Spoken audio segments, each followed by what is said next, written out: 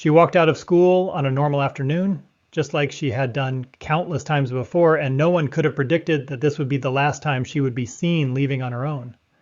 There were no warnings, no signs of distress, no messages left behind, nothing that suggested she was about to disappear into something far more serious than anyone initially believed. At first, when her family realized she had not returned home, the situation was treated as a possible runaway case, something that investigators often encounter in cases involving teenagers. But that assumption, like many early assumptions in missing person cases, quickly began to fall apart as new information emerged. The girl, only 14 years old, had last been seen leaving school in Minnesota on May 26th. When she failed to return home that evening, her family contacted authorities, and a missing person report was officially filed. Officers began the standard procedure of checking known locations, speaking with friends, reviewing school records, and attempting to trace her last movements. Initially, there was nothing that clearly indicated foul play. No ransom note, no signs of struggle, no surveillance footage showing an abduction. Everything pointed toward a disappearance that might resolve itself within hours or days. But then a lead surfaced that shifted the direction of the investigation. A location in Oakdale, Minnesota, began appearing repeatedly in witness statements and background information connected to the girl's recent interactions. It was the home of a married couple, Angeline Olsen and Andrew Olsen, both in their 40s. On paper, they appeared to be ordinary residents living in a quiet suburban neighborhood. There was nothing immediately alarming about the property itself, nothing that would have made it stand out during a routine check. But in cases like this, it is often the most ordinary places that conceal the most unexpected truths. When police first arrived at the Olsen residence, they approached the situation as a standard inquiry. Officers knocked on the door and Angeline Olsen answered. She appeared calm, composed, and cooperative.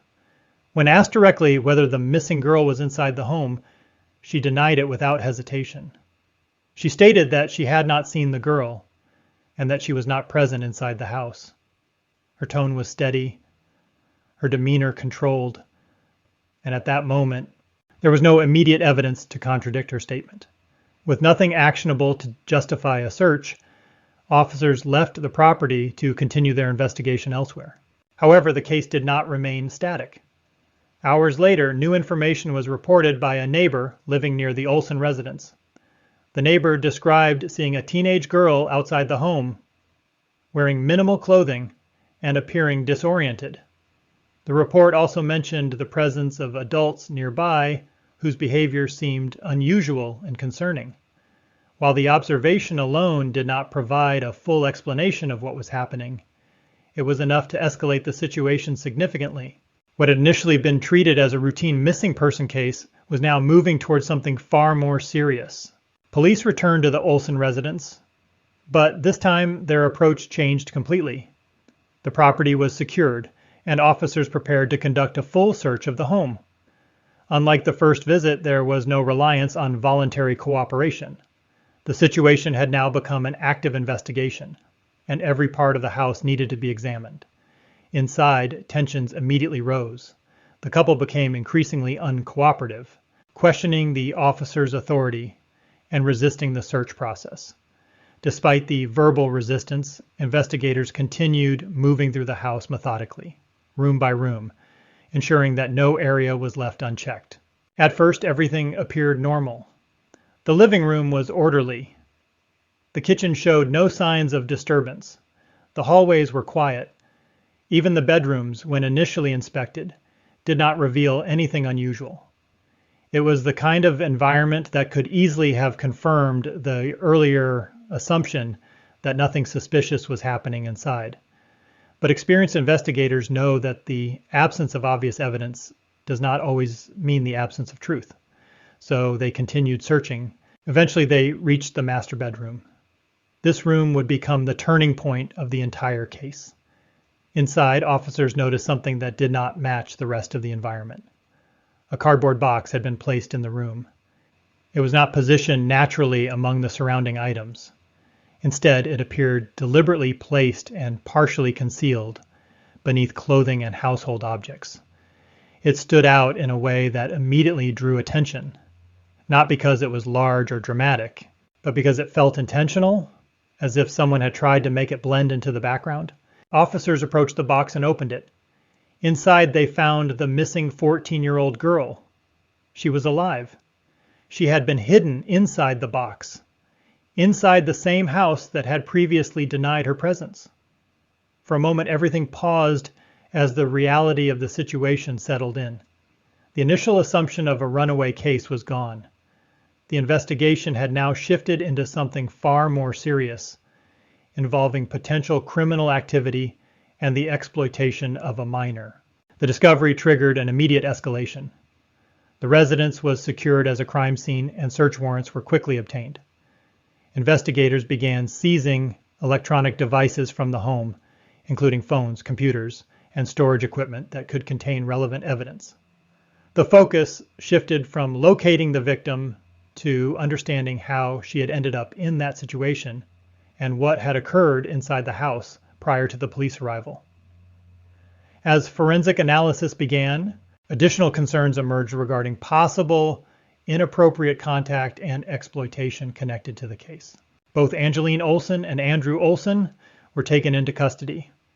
They were charged in connection with crimes involving a minor, and the investigation expanded further as digital evidence was reviewed in detail. What had begun as a missing person report had now developed into a complex criminal case with multiple layers of evidence still being uncovered. For investigators, the most important question was no longer just where the girl had been found, but how long she had been there and how the situation had developed without immediate detection. As the case continued to unfold, one fact became increasingly clear. The discovery in the bedroom was not the result of a single breakthrough moment, but the result of persistence, reevaluation, and a second search that changed everything.